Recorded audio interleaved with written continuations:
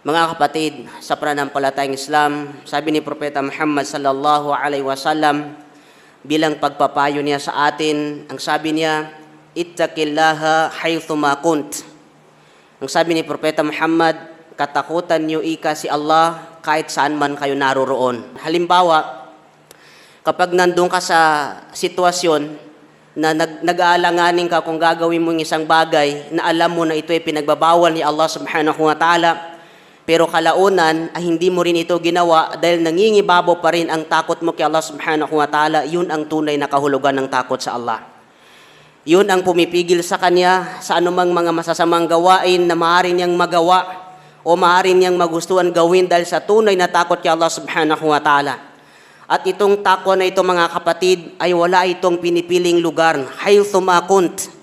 Ang sabi ni Propeta Muhammad, kahit saan man kayo naroroon, kahit saan man kayong lupalok ng mundo, naroroon ay nararapat na dala-dala ng isang tao ang tunay na takot niya kay Allah at ito dapat ang mangingibabaw sa kanyang pamumuhay. Kasunod doon sabi ni Propeta Muhammad sallallahu alaihi wasallam, wa atbi'is sayyi'atal hasanata tamhuha. At sundan niyo, sabi ni Propeta Muhammad sallallahu alaihi wasallam, ang mga masasamang nagawa niyo ng mga kabutihan, ang mga mabubuting gawa, sapagkat yung mga mabubuting gawain natin, yun ay magbubura sa kasalanan natin doon sa mga nagawa natin na kasalanan. Ibig sabihin, ito yung konsepto ng pagbabalik loob ng tao kay Allah subhanahu wa ta'ala. Kapag nakagawa ka ng mga kasalanan, nararapat na sugpuin mo ito, pigilan mo ito at palitan mo ito ng mga mabubuting gawain, sapagkat sa ganung paraan ay mabubura yung mga nagawa mong kasalanan sa pamamagitan ng paggawa ng mga kabutihan na ito ay kalugod-lugod kay Allah subhanahu wa ta'ala. Wa khaliqin nasa bi khuluqin hasanin. At sabi ni Propeta Muhammad sallallahu alaihi wasallam, kayo ay makitungo sa mga tao ng pinakamabuting asal sa kanila. Pakitunguan ninyo ang mga tao ng may pinakamabuting asal o pag-uugali sa kanila, sapagkat kabilang ito sa pinakamahalagang katangian na dapat na tinataglay ng isang mananampalataya kay Allah subhanahu wa ta'ala. Kaya kung mapapansin natin mga kapatid, dito sa hadis na ito ng Rasulullah sallallahu alaihi wasallam, isa sa pinakamahalagang bagay dito ay ang takot natin kay Allah subhanahu wa ta'ala. Ang takot kay Allah at ang mabuting pag-uugali ng isang tao na kung saan hindi ito dapat paghihiwalay ng isang tao.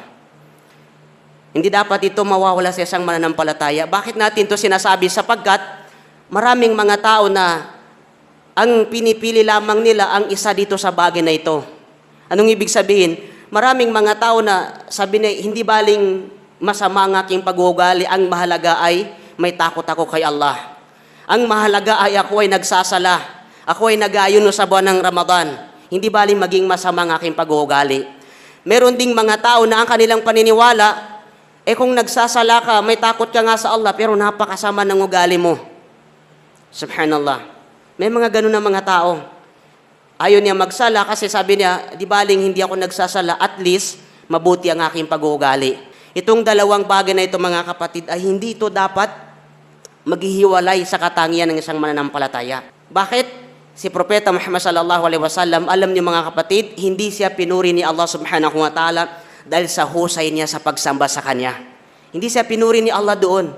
Saan siya pinuri ni Allah? Dahil sa Kanyang kagandahang asal sa Kanyang kapwa.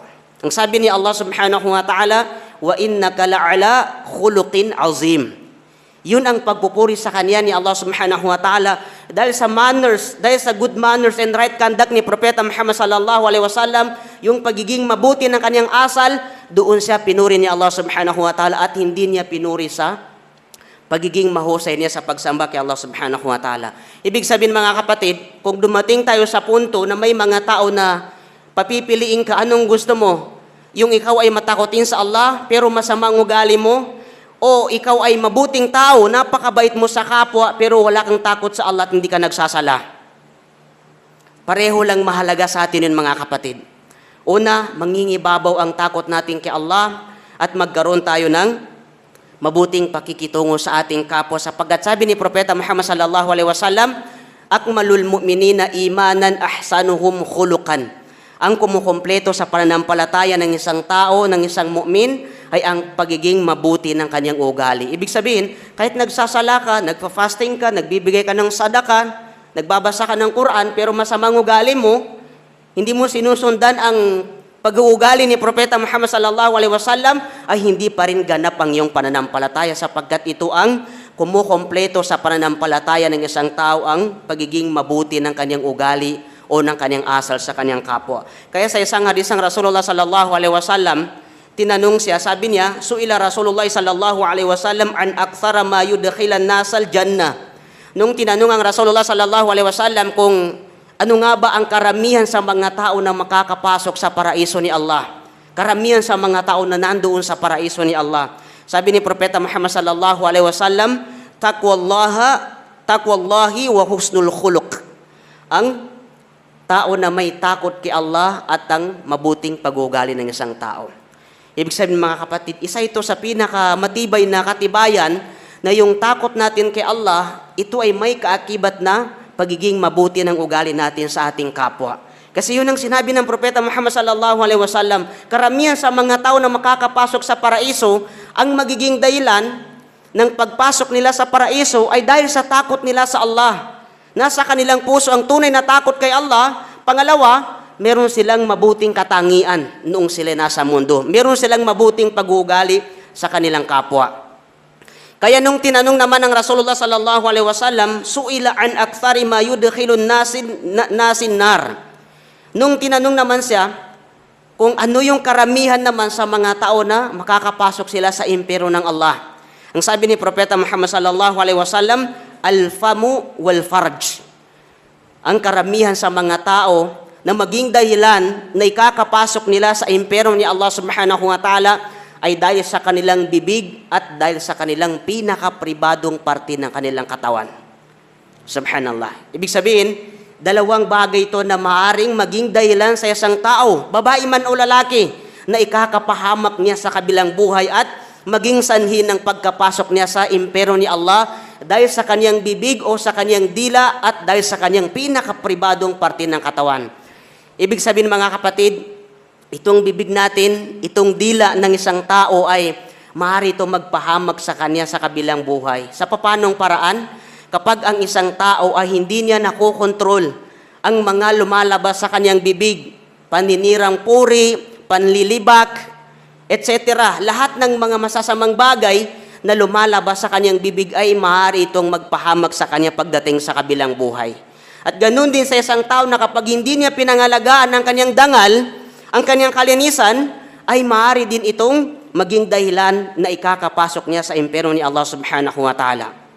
Kaya sabi ng Rasulullah sallallahu alaihi wasallam, yun ang karamihan sa mga tao pagdating sa kabilang buhay na maging dahilan na ikakapasok nila sa impyerno ni Allah subhanahu wa ta'ala dahil sa kanilang mga bibig at dahil sa kanilang mga pribadong parte ng kanilang katawan, sapagkat hindi nila ito pinangalagaan noong sila ay nabubuhay sa mundo. Kabilang ito sa responsibilidad mga kapatid na dapat na pangangalagaan ng isang Muslim kung papaano niya pangalagaan ng kanyang dila at ng kanyang katawan, ang kanyang pinakapribadong parte ng katawan, sapagkat itong dila ng tao ay napakatalas.